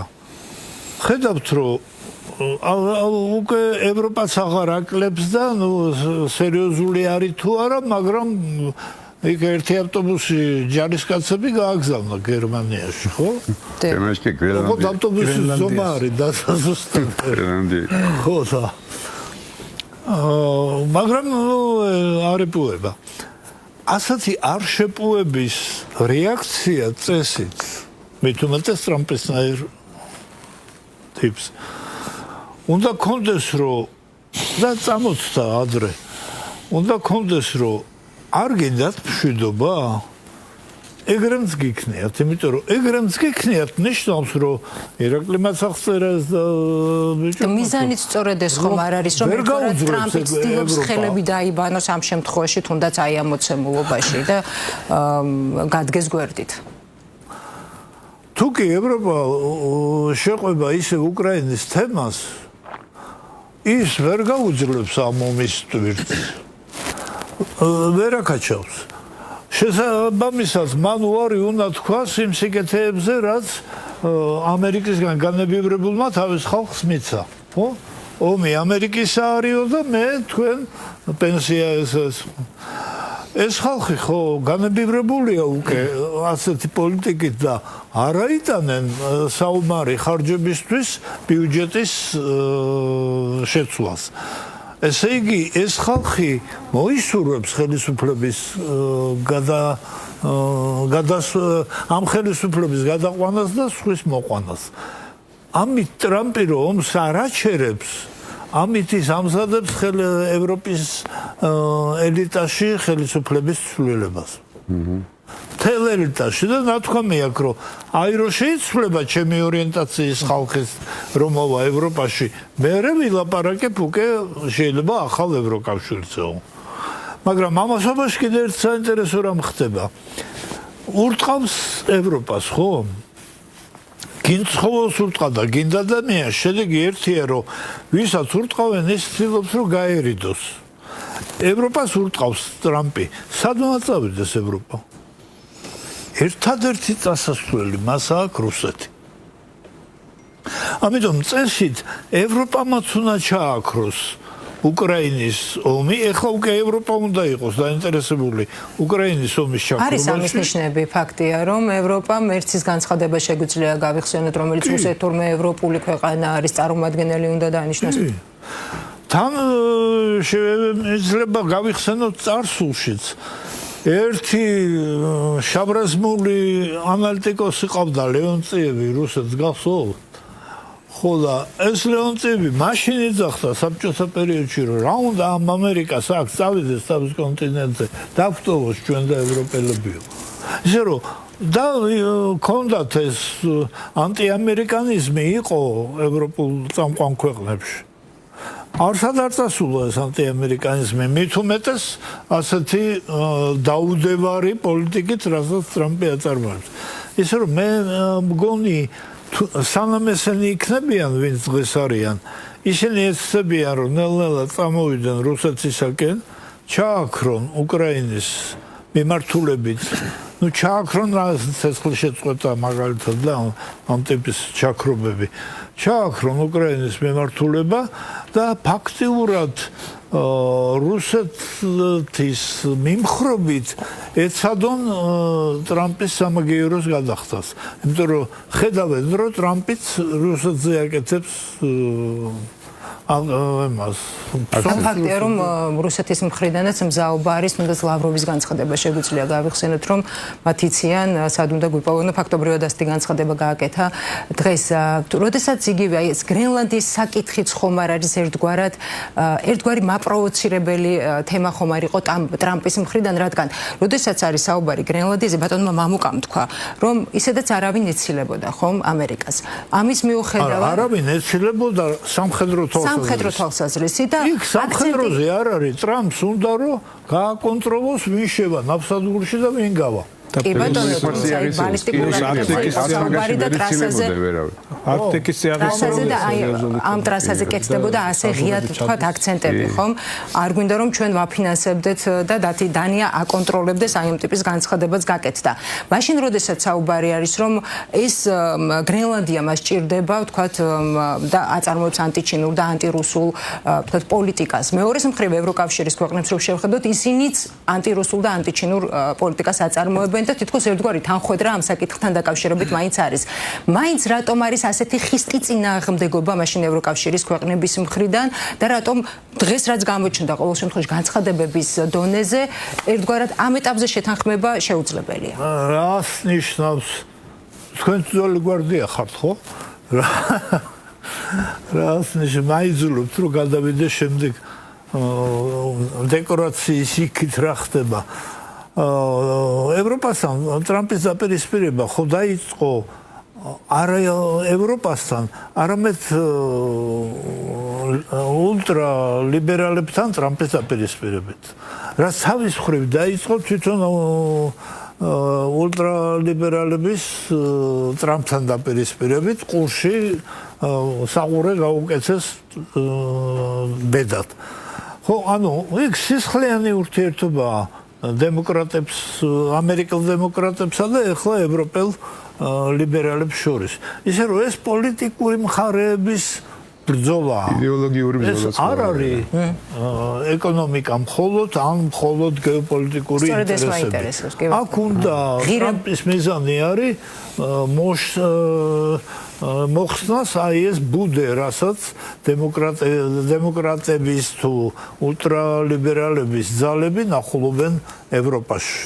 ამიტომ ომის გაგრძელებაც მისთვის მისაღებია, გრენლანდიით გაღიზიანებას და შემოტყუებას მისაღებია და ასე შემდეგ. მან თუ არ მოხსნა ეს ძალები და ითქვა მოდის უკვე არჩევნები და იქ ძალიან ძლიერი ოპონენტი ყავს სწორედ ამ ძალების სახით ტრამპს და მას სჭირდება რომ თავისი მეფობის პერიოდში ეს ძალები საიმისოდ დაასუსტოს რომ მომავალ არჩევნებში არ გაურთულდეს საქმე მის პირადად არა მისი თანაგუნდელების ამა თუ იმ წარმომადგენლებს. ერთ რამეს დავამატებ უბრალოდ მაგალითისთვის ტრამპს სხვადასხვა სიტუაცია შექმნა ფსიქოლოგიური. შეტევის გარდა სხვა გამოსავალი არც აქვს. აი მინესოტას მინეაპოლისის უბრალოდ მაგალითი ამის კარგი მაგალითია. ქალაქში პრაქტიკულად ისე ბუმია აი ამ ანტიკონსერვატორული გამოსვლების. აი ამ სიკვდილის მერე ამ კალბატონის რა ქვია იმას საიმიგრაციო სამსახურის წარმომადგენელი რომ მოგვა. დღეს არის აი მინეაპოლისი არის ცალკე და ამერიკაც არის ცალკე ეს შტაბ-ეჭილება შეგექმნება ადამიანს. გუბერნატორი გადავიდა კი, ესე იგი მოკლედ ამიტომ ტრამპი აკეთებს ყველაფერს ქმნის აი ამ ნარატივს რომ მუდმივ შეტევის რეჟიმში უნდა იმყოფებოდეს. სწორედ ხო ამაზმა ხოლმე გარჩევნებია კარს მომდგარი და რომ არ დახვდეს ეს ყველაფერი წინ, ამიტომ უნდა იყოს აი ამ რიტმში და ამ რეჟიმში მუდმივად. ძალიან საინტერესო პროცესია ამ თვალსაზრისით და უნდა ეს ყველაფერი დანის წვერზე გადის და შეიძლება ისეთი ფეხი დაცდომის, ერთი ფეხის დაცდომის შემთხვევაში შეიძლება ძალიან ცუდი ამბები განვითარდეს. კი ბატონო. ბატონო ირაკლი, როდესაც იგივე ვთქვათ ანტირუსულ, ანტიჩინურ პოლიტიკაზე ვსაუბრობთ და ეკონომიკის ნაწილშიც აუცილებლად უნდა გკითხოთ მათი ფაქტორი ჩინეთის და რუსეთის და ერთგვარი ევროკავშირის ლიდერთა ნაწილის ყოველ შემთხვევაში ხედვები რუსეთთან და ჩინეთთან მიმართებაში მაკრონის პოზიციით შეგვიძლია გავიხსენოთ აქვე რომ ჩინეთის ვთქვათ ინვესტიციებთან დაკავშირებით რომ მიესალმება და იმასაც ვხედავთ ბოლო პერიოდში რომ ჩინეთთან ცდილობენ ურთიერთობის დათბობას ევროპელი ლიდერები. აი ამ მოცემულობაში რა რეალობის წინაშე ვდგებით, მართლაც რამდენად რეალისტურია რომ უახლოეს პერიოდში ვნახოთ თუნდაც იგივე რუსეთთან მათი შეცვლილი პოზიციები და ურთიერთობა. აი, კარგი კითხვაა და ზუსტად ამაშია ფუნდამენტური განსხვავება შეერთებული შტატების და ევროპის დღევანდელი ევროპის მიდგომაში. რაშია ეს განსხვავება? შეერთებული შტატების ამ ადმინისტრაციის მთავარი ბეტოკი ეს არის ჩინეთი, იმიტომ რომ გააკეთეს გათვლები, გააკეთეს ანალიტიკა და დაინახეს რომ რამდენიმე წელიწადში ჩინეთი გადაასწრებს ამერიკას უკვე ნომინალით ეკონომიკის სიდიდით, მსხვილობით პარიტეტით უკვე კარგახანია გადაასწრო. მათი ფლოტი იქნება უფრო დიდი ვიდრე შეერთებული შტატების, ეს არის საუბარი სადღაც 5-6 ზოგიერთ საკითხი 7-8 წლის პერსპექტივაზე, ეს რა ძალიან ცოტა არის დაგეგმისთვის. ამიტომ ტრამპი ჩქარობს ამ პროცესებს, ხოლო ევროპისთვის პირიქით. ევროპისთვის ჩინეთია სწორედ მოკავშირე, რატომ? იმიტომ რომ ჩინეთის მთელი ექსპორტ ორიენტირებული ეკონომიკა დაფუძნებულია ლიბერალური იდეოლოგიის ერთ-ერთ მთავარ ღერძზე, ეს არის თავისუფალი ვაჭრობა. ეხლა ჩინეთისთვის რა თქმა უნდა მიუღებელია ეს რაღაცა ულტრა რადიკალური გენდერული თემები, მაგრამ თავისუფალი ვაჭრობის რეჟიმები ჩინეთისთვის არის ეგზისტენციალური. რატომ? იმიტომ რომ 30%-ზე მეტი ჩინეთის ეკონომიკის 30%-ზე მეტი არის ექსპორტი. თავის დროზე არის მაგალითად ჰარიმანის წერილი, ეს იყო საბჭოთა კავშირში ელჩი ამერიკის შეერთებული შტატების საიდუმლო გრიფი მოხსნეს. ჰარიმანის წერილია 44 წელს, როდესაც ის სტალინის შეხვედრაზე იყო. თავის უფროს სახელმწიფო მდივანს საბარებს პატაკს, ასე ვთქვათ, სტალინთან მისი შეხვედრის შესახებ და წერს, რომ საბჭოთა კავშირი სტალინმა განაცხადა, რომ საბჭოთა კავშირი არაპირებს საგარეო ბაზრებისთვის, ასე იგი კონკურენცია შეადგინოს, გაუწიოს ესე იგი და დიდი ბრიტანეთი და შეერთებული შტატები იქნებიან მთავარი ბენეფიციარები იაპონიის და გერმანიის მიერ დაკარგული გასაღების ბაზრებისთვის. ეს კაპიტალისტებისთვის კარგია. სტალინი თვლიდა რომ ეკონომიკა და სტაბილურობა ქვეყანაში რო იყოს აუცილებელია ექსპორტი არ აღემატებოდეს ეკონომიკის 10%-ს. ეს არის ძალიან მნიშვნელოვანი ციფრი, რომლის ზემოთ თუ გადაცდა, ხო, უკვე რა სტაბილურობა იწყება და შეხტები დამოკიდებულები იმ ქვეყნებზე, ვინც ყიდულობს შენს პროდუქციას. შეერთებული შტატები დაახლოებით ამ ფარგლებში ინახავს თავის შეფარდებას ეკონომიკასა და ექსპორტს შორის. რომ დავაკვირდებით, შეერთებული შტატების ერთ-ერთი მთავარი საექსპორტო პროდუქცია არის საჭმელი, საკვები პროდუქტები, ხო? სოიო, ხორბალი, რაღაც ასეთი წამლები, რაღაც მანქანადანადგარების რა თქმა უნდა არის, მაგრამ არ ცდილობს რომ ექსპორტ ორიენტირებული იყოს, იმიტომ რომ იცავენ მათ იციან შესანიშნავად ეს წესები. ევროპისთვის ჩინეთი გამოდის მოკავშირე, გლობალისტური ევროპაზე გვაქვს ახლა საუბარი. ხოლო შეერთებული შტატებისთვის ეს ალიანსები ასეთი და ჩინეთი არის მეტოქე, მოწინააღმდეგე, რომლის შეკავების პოლიტიკა უკვე დაიწყო. ვენესუელაზე და ირანზე შეტევა ორივე ეს არის ჩინეთზე შეტევის ერთ-ერთი ფაზა, რატომ? იმიტომ რომ ჩინეთი ვენესუელისგან და ირანისგან ორივესგან ერთად ყიდულობს თავისი ნავთობის იმპორტის 20%-ს. და შეერთებულ შტატებს რუსს ეს ჩაუკეტოს, ეს უпроსტად თვითონ გააკონტროლოს ჩინეთზე ენერგომატერიალების მიწოდების ჯაჭვი. რაც შეიძლება მეტი. 20% საგრძნობია. ეხლა ნახეთ, ევროპისთვის, ევროკავშირის პროექტისთვის გადარჩენის ერთადერთი შანსი ეს არის რუსეთის ბუნებრივ რესურსებზე დაპატრონება. ეს უნდა მოახერხონ როგორ? დაამარცხონ რუსეთი, დაშალონ და შევიდნენ მე დასავლეთ ციმბირში, აღმოსავლეთ ციმბირში, ეს ჭაბურღელები უნდა გააკონტროლონ. როგორც დაახლოებით როგორც იყო 90-იან წლებში, შორს კი არ იყვნენ ამისგან. და იუკოსის საქმით დამთავრდა ესე იგი როჩილდების დომინაცია რუსეთში და ხადარკოვსკისთან ერთად როჩილდებიც გავიდნენ იუკოსთან ერთად.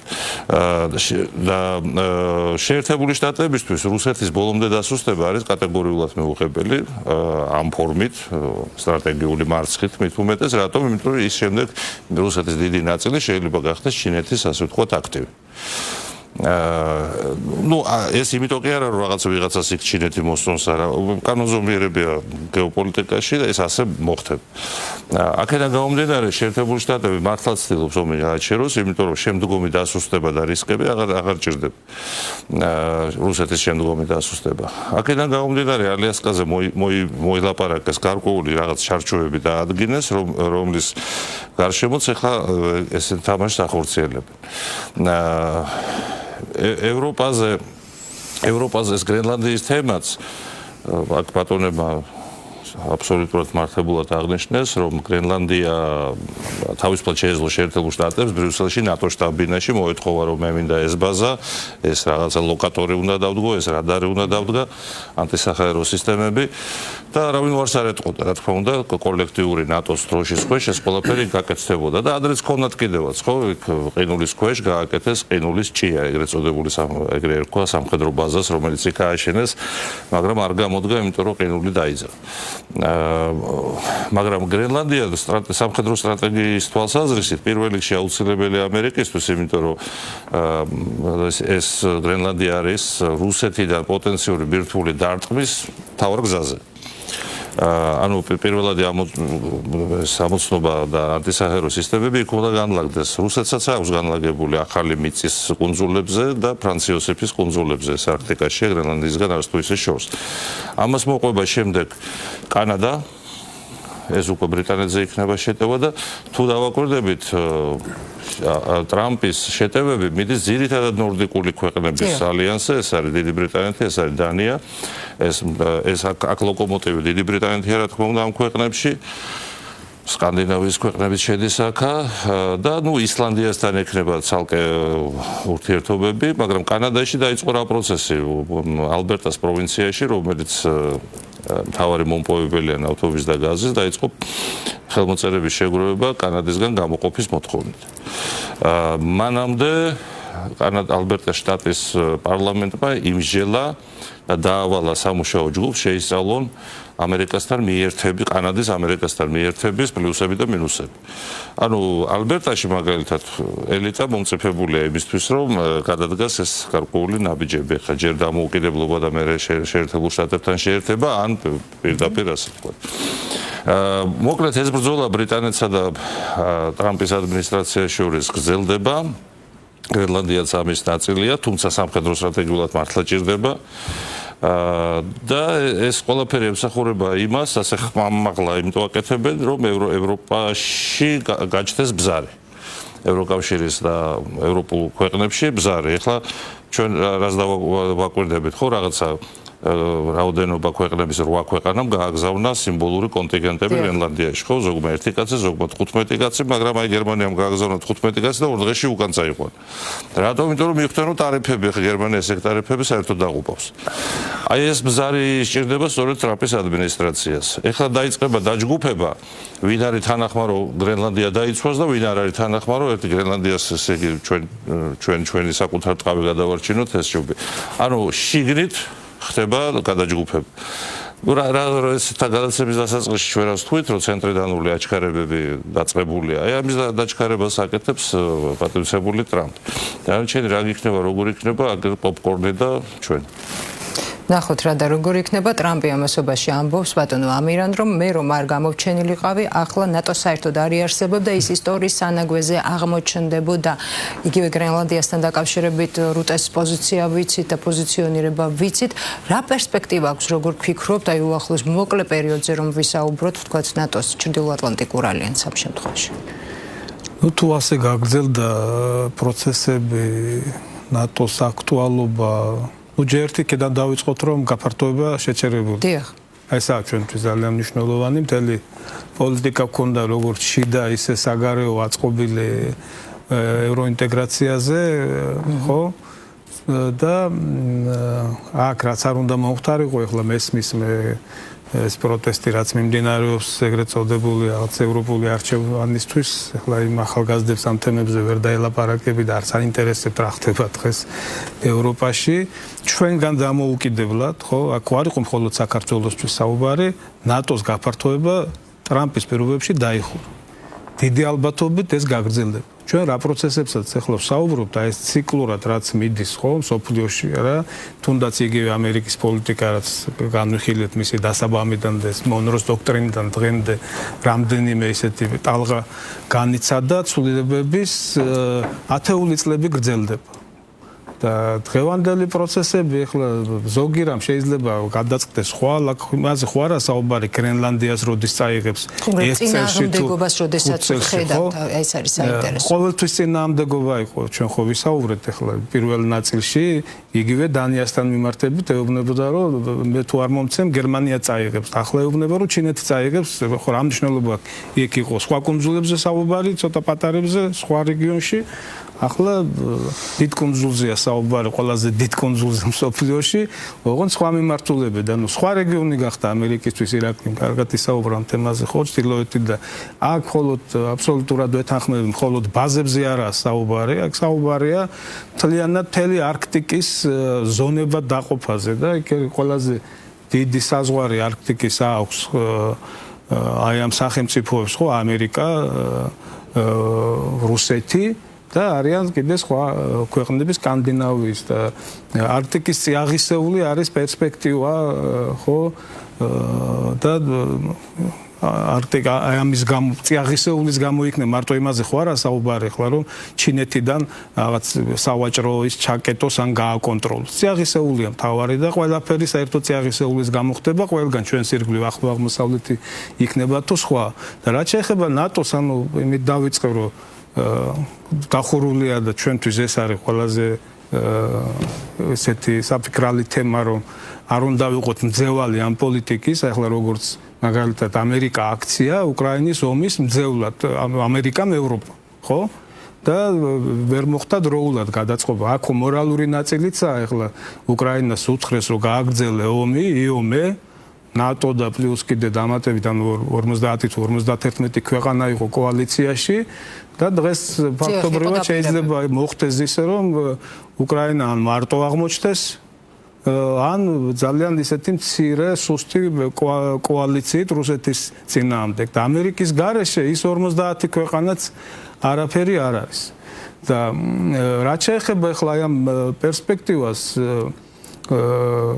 ჩვენ თუ გადავხედავთ იმ ახალ დოქტრინებს თავდაცვის და უსაფრთხოების სფეროში რომელიც მიიღო ამერიკამ რუსეთი აღარ არის თავარი საფრთხე თავარი საფრთხე არის ჩინეთი მხოლოდ და ირაკლიმ ბატონებმა ყველამ ისაუბრეს ამ თემაზე მაგრამ რაც შეეხება იმ ნაწილს რომ რუსეთის დაშლა აღარ აწყობს ამერიკას დღეს აღარ აწყობს შეიძლება 30 წლის შემდეგ ან 10 წლის შემდეგ სხვა რეალობა შეიქმნა ჩვენ ხო არ ვიცით ახლა ეს პროცესები როგორ წავა და ჭადრაკის დაფა რაც უყვარდა იმ ცნობილ პოლიტოლოგს ხო როგორ დაალაგდება არავინ იცის ხო თვითონაც არიციან ვის დღეს თილობს ამ სურათის დახატვას თვითონაც არიციან როგორ განვითარდება მაგრამ მათ იციან რა უნდათ ჩვენ აქედან უყურებთ და ვცდილობთ პოსტფაქტუმ განცხადებებით ქმედებებით რაღაც ისტორიული წარსულით დავინახოთ რა მოხდება როცა რუსეთი არ არის თავარი საფრთხე და ნატო შეიქმნა საბჭოთა კავშირის წინა ორი ბლოკი იყო ერთი ბლოკი დაიშალა ამ დაშლას აქ ვისაუბრეთ ნაწილობრივ რა მოყვა შემდეგ და რა სურათი მივიღეთ და დღეს გამოდის რომ თუ ამერიკისთვის რუსეთი აღარ არის თავარი საფრთხე და მისი თავარი დასაყრდენი აქ ნატო იყო საბჭოთა კავშირის და შემდგომში რუსეთის წინააღმდეგ მაშინ რა არის ნატოს დანიშნულება და თუ ნატოს დანიშნულება არის ის რომ უსაფრთხოების ქოლგაში იყვნენ თვითონ ზოგადად ვისგან გასაგებია ხო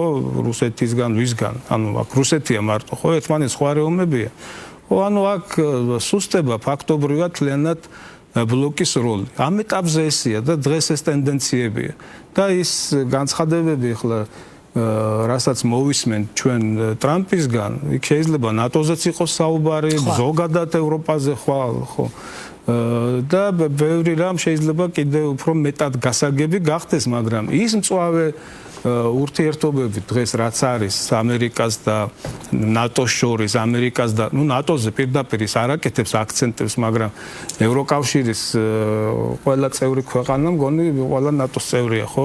ახლა შეიძლება თითოეულად ამერიოს მაგას არ აქვს მნიშვნელობა, ბირთვი ეგ არის, ხო?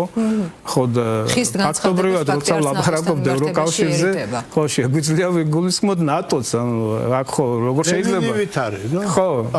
ხო, ეს არის და ამიტომ ჯერჯერობით ეს პერსპექტივაა და ნახოთ როგორ განვითარდება მოვლენები. ბატონო მამუკა, თქვენ საქართველოს ახსენეთ წინა საუბრისას და აი ამ თემით გავაგრძელოთ საუბარი. მაშინ ერთი რასაც ვუყურებთ და რაც ხადად გამოჩნდა ამ დრომდე თუ საერთაშორისო სამართალზე აპელირებდნენ და ამბობდნენ რომ ეს არის მთავარი საყრდენი და ვთქვათ საორიენტაციო საკითხი. ამ დროისთვის უკვე იგივე ტრამპის განცხადებებმა რომ მისი მორალი არის მნიშვნელოვანი, მისი ხედვა არის მნიშვნელოვანი და დამოკიდებულებები ფაქტია რომ შეცვალა პოზიციებიც და რეალობაც რაც მთავარია ფაქტია ყველა ფიქრობს საკუთარ თავზე, საკუთარ ქვეყანაზე, ამ შემთხვევაში გადარჩენაზე თუ შეიძლება ასე ითქვას. აი ამ პირობებში რატომ ჭირს, მოდით პირდაპირ კითხავთ საქართველოში თუნდაც ფუნდამენტურ ეროვნულ საკითხებზე შეთანხმება მოქალაქეებს შორის. რატომ არის აი ამდენად პრობლემური და აქვე მოსწონთ, არ მოსწონთ, საზოგადოების გარკვეულ ნაწილს მოსწონს თუ არ მოსწონს, ფაქტი არის ხელისუფლება აცხადებს რომ სწორედ ეროვნული ინტერესებიდან და მშვიდობიდან გამომდინარე აკეთებს იმას, რასაც აკეთებს და ახორციელებს იმ პოლიტიკას, რასაც აწარმოებს. ნუ ახლა მოდით ესე ვთქვათ, ჩვენ ისტორიას რო გადახედო, ძალიან იშვიათად ყოფილა რომ შეთანხმებულა ერი აი იმ საკითხებზე. ესეთ პერიოდი იშვიათი ყოფილა საქართველოს ისტორიაში, თუმცა იყო რასაკვირველი. ეს ჩვენი ხასიათისთვისაც არის და გარდა ამისა ისიც არის რომ ბევრი ფაქტორებია სხვადასხვა, მაგრამ ერთ-ერთი მნიშვნელოვანი ფაქტორი არის ძალიან ძლიერი გარე გავლენები. არის ეს გარე გავლენების ძალიან ერთ-ერთი ფაქტორია. გადამწყვეტი რასაკვირველია შეიძლება არ იყოს, არ მინდა ახლა გამოვიწვიო ნებათაღელვა მაყურებლების ერთ ნაწილში, მაგრამ ძალიან მნიშვნელოვანია, იმიტომ რომ პრაქტიკულად ახლა მთელი სამხრეთ კავკასია, მე სამხრეთ კავკასიაზე ერთიანად ლაპარაკობ, ამას თავისი აზრი აქვს. გაჯერებულია ისე აი ამ პატარ-პატარა მეხუთე კოლონებით, რომ ვერ წარმოვიდგენთ. პროსტორეთ ალბათ ხედავ და იცით კიდევაც. ახლა რომ კარგად რო დაითვალო, რამდენი გავლენის ესე იგი პლატფორმა არსებობს საქართველოში, შეიძლება გაუწდე კიდევაც საქართველოში და სამხრეთ კავკასიაში საერთოდ. ესე იგი, ესეც არის გავლენის ჯგუფები, ძალიან სერიოზული.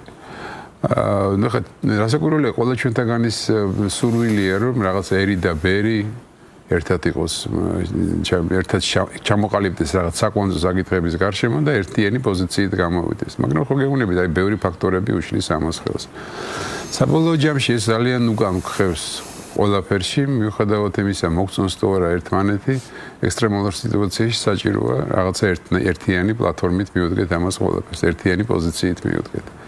აი ოპოზიციას რომ შევხედოთ ბატონო მამუკა, ამ დრომდე საუბარი იყო რომ სწორედ ოპოზიცია არის პროევროპული პარტიები დაკომპლექტებული, რომ ისინი არიან პროევროპელები და მხოლოდ მათი მხარდამჭერები არიან პროევროპელები და რომ ხელისუფლება აწარმოებს ანტიევროპულ პოლიტიკას და ფაქტი არის რომ დაიჯერეს ეს იგივე არასამთავრობო ორგანიზაციებმაც და ასე პოზიციონირებენ, თუნდაც აქტივისტებმა, საზოგადოების ნაწილმაც კი დაიჯერა და ამავდროულად ვხედავთ იგივე აქციებს, ვხედავთ შეურაცხყოფას განსხვავებული პოზიციის მქონე მოქალაქეებს აყენებენ შეურაცხყოფას, მანქანებს ლეწავენ და ასე შემდეგ ის პროცესები რაც მიდის მოკლედ საქართველოში.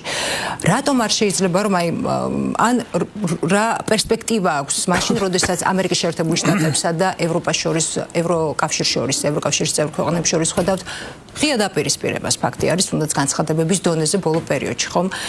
აქ რა ვითარება შეიძლება შეიქმნას ოპოზიციურ სპექტრში? ანუ პროამერიკელები და პროევროპელებს მივიღებთ თუ აი რა ვის ამოცემულობა შეგვირჩევა იქნება აი ოპოზიციური სპექტრთან დაკავშირებით, შეგვირჩევა იქნება რომ მიმდინარე პროცესებში კარგად გაერკვეთ.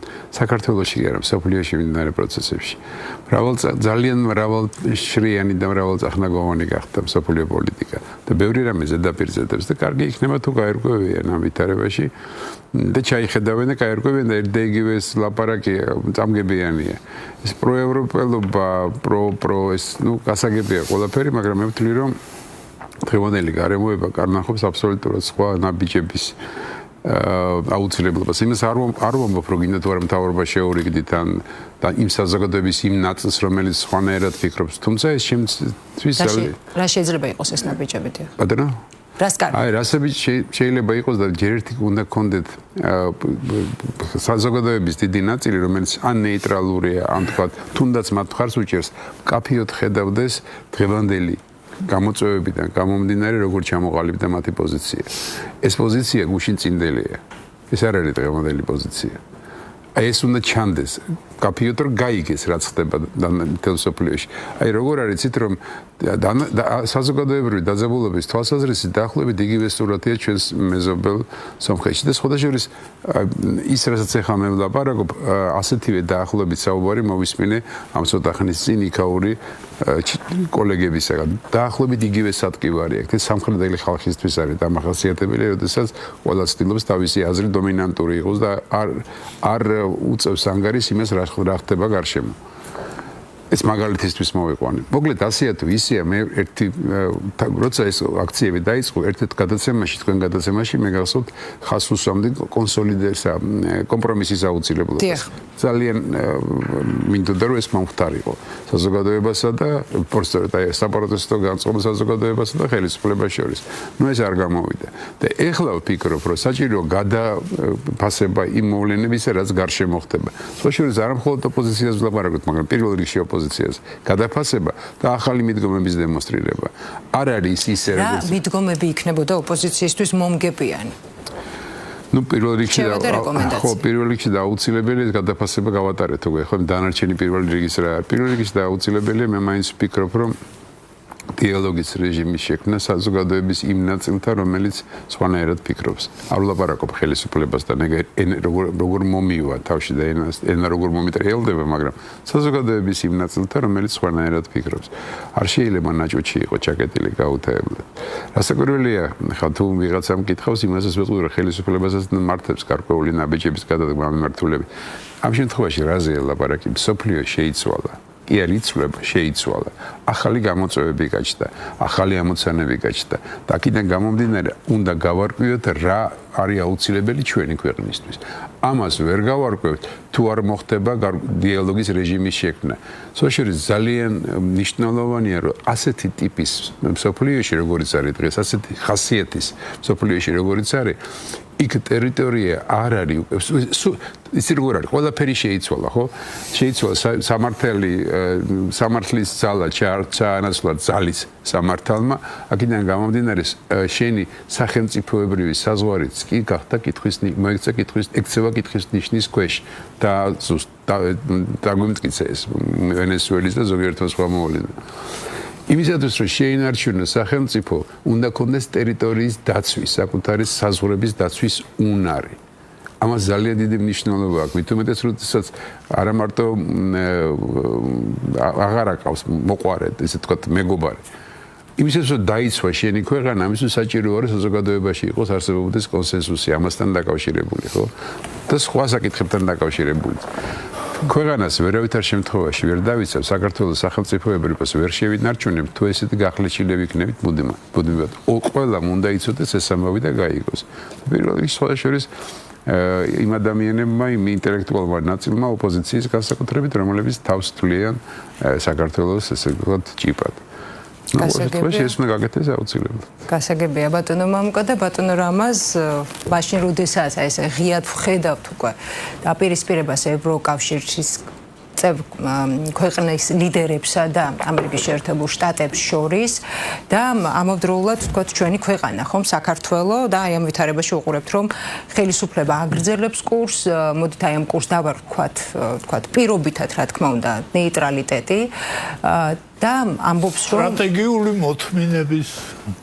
მოთმინების პოლიტიკა და ამბობენ ხელისუფლების წარმომადგენლები რომ არის სუვერენიტეტი მთავარი რომ გამოდიან ეროვნული ინტერესებიდან და რომ ქვეყანაში უნდა იყოს მშვიდობა რა იქნება სოფლიო მასშტაბით რაც ხდება იმის გათვალისწინებით საქართველოს ხელისუფლების მართებული პოლიტიკა უახლოესი პერიოდის განმავლობაში არაერთმა ანალიტიკოსმა გარეთ შიგნითაც მე მგონი თითოეულმა ჩვენგანმა სხვადასხვა პლატფორმაზე თქვა რომ ჯერჯერობით სულად არ გაგვიგოს ვინმე სწორედ მედის ეს ქვეყანა.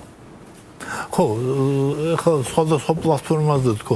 ერთი იდეა გამიჩნდა მამუკას ლაპარაკის დროს რომ ასო თქვენი შეხვედრები რო დაიდოს მე გაშიფრული სახით უნიკალური შეხვედრაა ხო ჩვენ რამდენი ხანია ცალ-ცალკე ხვდებით მაგრამ ასე დატრიალებული თემები ჩვენში არც მახსენდება როდის მომხდა არც არასოდეს არ მომხდა ვებგვერდზე სოციალურ ქსელში ციდება ბატონო ამას არ არის პრობლემა ტექსტი გულისმა ვიდეო აი რატო კიდე მამუკას ნათქვამზე თქო ქვეყნის უსაფრთხოებას განაპირობებს აი ჯარი ეს საერთო ცნობიერება საერთო ცოდნა რა ხდება მსოფლიოში ნახევარზე მეტმა ქართულმა საქართველოს მოქალაქეებმა არ იციან არა იმიტომ რომ არ ენწეს ნუ რაღაც არ მიუწვდებათ ერთნაირ წყაროსთან არადა დღეს დეზინფორმაციის ხარისხი არის უნიკალური არასოდეს არ ყოფილა აი რაღაცნაირად ერთ პოზიციაზე დაყენება საქართველოს ყველა მოქალაქისა ამ ქვეყნის უსაფრთხოების ერთ-ერთი მნიშვნელოვანი გარანტია. ამ გარანტიამ საქართველოს უკვე დაიცვა არჩევნების დროს საქართველოს მოსახლეობის დიდმა ნაწილმა მისცა სუვერენიტეტის ხმა მისცა სუვერენიტეტს. ეს სწორედ საერთო ცნობიერებამ განაპირობა, რომ დიდ ნაწილს ერთნაირად ესმოდა რა არის სუვერენიტეტი, რა არის ევროპა და რა არის ქართული ინტერესი. ამიტომ აი ასეთი ზრუნვა იმაზე, რომ ქართველები ერთნაირად ხედავდნენ ერთ და იგივე მოვლენებს. მარტო მართლმადიდებლობაში არ არის საქმე. დღეს უკვე პოლიტიკაშიდაც ერთნაირი რწმენა უნდა გქონდეს და ერთნაირი თვალსაზრისი. რაც შეეხება რა არის სწორი ნამდვილად დარწმუნებული ვარ რომ მეც რომ ის ხალხი სწორია რაც კეთდება აი ერთადერთი ეს რაც ახლა ვთქვით რომ საჭიროა უფრო მეტი ინფორმირება მთელი მოსახლეობისა მაგრამ მეორეს მხრივ როგორ გადატრიალდება რა თქმა უნდა ძნელია ეს ბორბალი ბედის ბორბალი ძნელია თქმა მაგრამ გამოთვლაც შეიძლება კერძოდ გვაქვს ერთი ის ვარიანტი რაც მე ვთქვი და მიმაჩნია ლოგიკურად რომ შეიძლება ევროპა წამოვიდეს რუსეთისკენ და მიმაჩნია რომ სწორედ ევროპის რუსეთისკენ ყურება არის იმის მიზეზი რომ დღეს ევროპული ქვეყნები აფინანსებენ ჩვენთან საპროტესტო აქციებს ეს ერთი და იგივე პოლიტიკის გაგრძელებაა რუსული და ევროპული პოლიტიკის გავიხსენოთ სააკაშვილი რუსებმა და იმ შემთხვევაში ამერიკელებმა ერთად მოიყვანეს არც ახლა გამორიცხული რომ რუსებსა და ევროპელებს ერთნაირი ინტერესი ჰქონდათ იმიტომ რომ ჩინეთის შემოსვლა არ არის სასურველი რუსეთისთვის რადგან ემაში ციმბირში გამოჭმა დაიწყო ჩინეთმა რუსეთის ტერიტორიების და ანალოგიურად აქ რო შემოუშვას რუსეთმა ჩინეთი შეიძლება ჩრდილო კავკასიის გამოღრმად დაიწყოს ჩინეთმა მადა აქ და ამდენად თან რუსეთი ვერ ეწინააღმდეგება ხმას ვერ იმაღლებს ჩინეთის წინ და ამდენად ჩინეთის შემოსვლა ამ რეგიონში რომელიც რუსეთს მიეჩნია თავის რეგიონს თავის მონროს სივრცეთ მისი მონროს კანონი დოქტრინა ამ სივრცეზეა პოსტსაბჭოთა სივრცეზეა დუგინი მაგას ლაპარაკობს ერთი გვერდი და თუ კი შემოვა ჩინეთი პოსტსაბჭოთა სივრცე მიაქვს ჩინეთს და ჩინეთს ხმას ვერცებს ისე რომ აქ სერიოზული პროცესები და ჩინეთი ამავე დროს სახიფათოა ევროპისთვის იმიტომ რომ ტრანზიტი კი სანამ იქიდან მოდის ტრანზიტია მაგრამ აქ თუ დადგება ჩინეთი უკვე ევროპისთვის სახიფათო ხდება რომელ ქვეყანაში შეაბოტებს თავის უზარმაზარი შექმნებით გასვლა არის. ასე რომ აი ამ პროცესთან გვაქვს უკვე საქმე. უკვე მიდის იმ ჯგუფების დაფინანსება იმ ხალხის მიერ, ვინც დაინტერესებული არის და რიტორიკაში ხედავთ, რომ ეს ჯგუფები არც ჩინეთს ახსენებენ, არც ამერიკას კარგად არ ახსენებენ. ყველასთვის მიუღებელია. და ამავე დროს შეიძლება ამერიკა აღმოჩნდეს ანტიჩინური, ხო? ჯერ კიდე ეგრავს ამერიკა-ჩინეთის ურთიერთობა როგორ წავა არ ვიცით. ისე რომ ძალიან სერიოზული პრობლემების წინაშე ვაგრძელებთ ყოფნას. იყო ხელისუფლების იმედი, რომ ომი დასასრულს მიუახლოვდება და დამთავრდება ეს ჩვენზე დარტყმაო, ხედავთ, რომ არ მთავრდება დარტყმა, ჩემი ვერსიით კიდევ უფრო გაძლიერდება, რადგან აი ესეთი ინტერესები გროვდება საქართველოს თავზე და ერთადერთი რაც შეიძლება ხელისუფლებამ ქნას არის ის, რომ იძგდნენ მტკიცედ და შეურყევლად. ძალიან დიდი მადლობა. ძალიან დიდი მადლობა ბატონებო სტუმრობისთვის, საინტერესო საუბრისთვის. ჩვენი სტუმრები დღეს იყვნენ ანალიტიკოსები, ექსპერტები რამაზ საყვარელიძე, ირაკლი გოგავა, მამუკა არეშიძე, ამირან სალუქვაძე. ასეთი იყო დღევანდელი აქტუალური თემა. მე მაკაცინცაძე ვარ და გემშვიდობებით სამშაბათამდე.